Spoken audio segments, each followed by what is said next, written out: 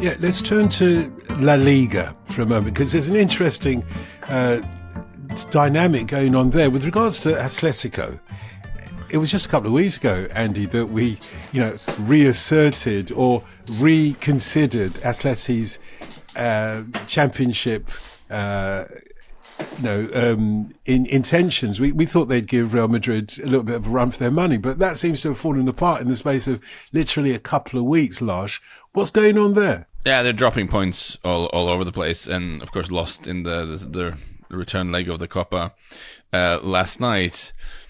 This was such and there's a couple of things going on here. I'm watching this game. I mean, the first half they were just terrible, and we almost kind of played off the park at times at home. I think they had one shot in the first 45 and just couldn't put anything together. In the second half, they upped the intensity. They looked more like a Simeone team. They were winning more 50-50s. They were getting involved in the game.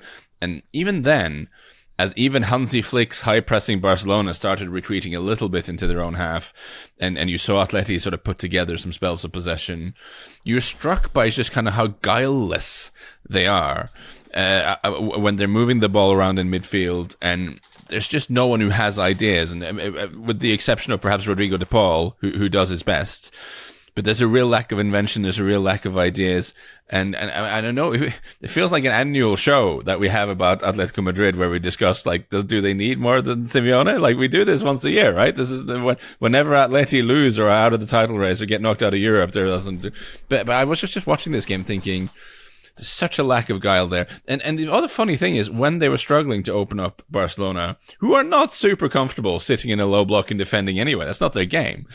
When they were struggling to open them up, I was kind of baffled by the fact that they didn't just embrace, like, okay, if we are a slightly blunt team, we might as well use the blunt instrument we have. They have the king in the north, Alex Sørloth, up front, who I think have the beating physically of most of the Barcelona defenders, even if Araujo is a handful. But, like, hit some long balls, put some crosses in for Sørloth, and they didn't even do that. So it was a very frustrating watch from the Atleti point of view. I just wonder, I was looking at the numbers for this. Atleti have had a good season overall, in the sense of they were going very well for a while before they started leaking points recently. But looking at the underlying numbers, as I am wont to do, after 29 games, Barcelona have created an accumulative XG of 70.9. Atleti have created, their total XG is 46.1. That is a big drop-off in terms of things created. Now, obviously, Barcelona are unusually good going forward, and Real Madrid are somewhere in between those two. But there is such a gap in attacking output between those teams. And football is an inherently chaotic game. If you don't create more than about a goal a game, a bit more than a goal a game, you're going to get hurt because the opponents are going to have a lucky set piece or a deflection or something that goes off of someone's backside. Like, the thing about the low scoring game, which is why football is so great, is because all these little variables, if you don't score enough, if you are the dominant team, the big team, and you don't score enough goals, random stuff will come and hurt you. And I think that's kind of something that we're seeing now. You have to be so good defensively to do this sort of shut out and we'll just score one or two and they'll be fine tactic. And they're just not that good defensively anymore. So I think that's part of that's what happened against Leganés at the weekend. They weren't terrible, but they conceded a goal through some iffy defending and they weren't able to create enough down the other way. So I wonder can you win a league? And specifically, can you win a league in a league that has Real Madrid and Barcelona playing this type of football where you're not creating more than that going forward? I'm very uncertain if that's actually possible. If there was a season to do it, it would have been this season, I think, whereas it's not going to be a 1995 point league. And we said that for a while, didn't we? I guess the thing is with Atletico, as you said, Lars, the key is they can't defend their own penalty box anymore. They are not good enough to just defensively to just defend their own penalty box. We've said it time and again, but just because Simeone has been in charge for so long, you can't confuse his current team with his old team. They don't have the 2014 or 2015 defence anymore, and that makes an absolutely massive difference when it comes to those fine margins and closing out those games. And closing out the games has really been the problem in recent weeks. If you look at the last 3 league games, they've led in all of them and they've ended up with 1 point And that is the reason that they're not going to win the league. Now, look, you can extrapolate and say that's part of a wider trend because they've got 13 points from the last 30 available in La Liga, which clearly is nowhere near championship form. But I wanted to slightly pursue your point, actually, about them lacking guile. I mean, I think you're right. I think it wasn't evident early in the season. I mean, just because they don't have a genius playmaker, and you do wonder, think of how close they came to signing James Rodriguez back when he was at Real Madrid. What would they do with, say, a Brahim Diaz, someone like that? I think that would be really interesting for Atletico when we get to this summer. But they have been able to change games and to win games late on, games that they didn't deserve to win, by changing things up off the bench. Now, when your first 11 play so badly as they did in the first half of this Copa semi-final second leg, as you say, that you had to make 3 substitutions at half-time, you're severely limiting your opportunities to affect the game going on further, going deep into the back end of the game. So I think you have to look at A, Simeone's pick, B, the physical and emotional sort of fettle of those players.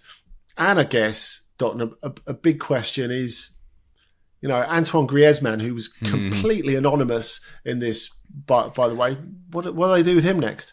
Good question, Andy. Lasse, where, if I can call you Lasse, where does Atleti go from here next season, where Griezmann may be gone? There's already interest from him from LAFC, where Hugo Lloris is, and Oliver Giroud, players that he will be very familiar with. If he's gone, then it seems like they're going to struggle in that midfield that he has kept them pretty much alive and ticking for years now. Yeah, no, it's a very good point, and yeah, you can say Lasse. We're good friends. We've known each other for a long time. We can informalize my name a little bit. Though it is a funny nickname that actually adds a syllable rather than subtracts one. It's very inefficient, the Swedes, when you think about it. It was something that was kind of screaming out at me in the second half of the game yesterday when they were starting to have a bit more possession, but they weren't finding the openings and they looked really short of ideas. And it was just a situation that was screaming out for sort of peak Antoine Griezmann. But Antoine Griezmann in the last 12, I think he's got 1 goal and 1 assist in the last 12 games, which, given the role I think he's meant to have in this team and the way the team is put together, it's not enough. You need more from him. And if you're not getting more from him, you need to look at the way the team is put together.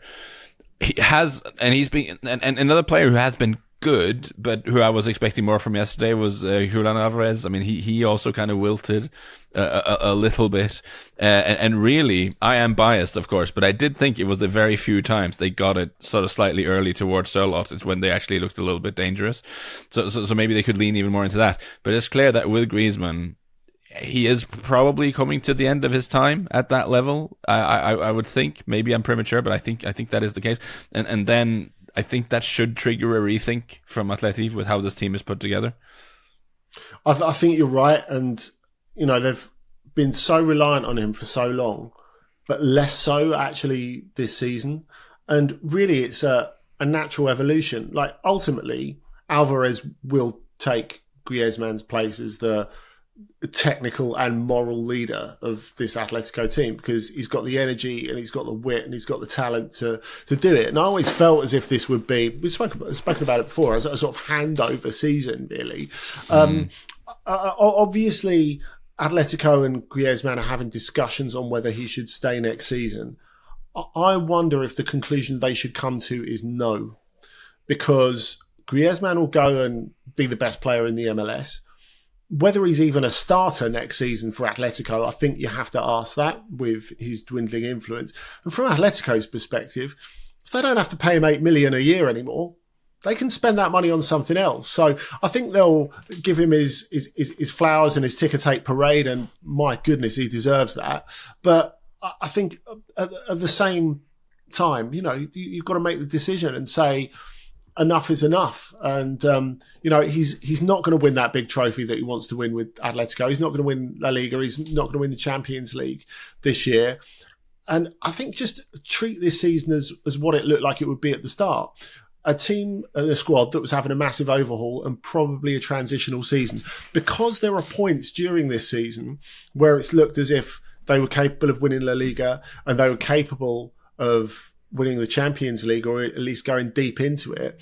You can have that feeling of, this season's been a bit of a letdown, especially when you've just been knocked out of the Copa. But be realistic. They've come a really long way in that time. There's not really the question over Simeone anymore. Now he's got this retooled squad. But you shouldn't, I don't think, look at last summer and think, that's it. You have to continually retool. And I think Griezmann's the next part you have to change.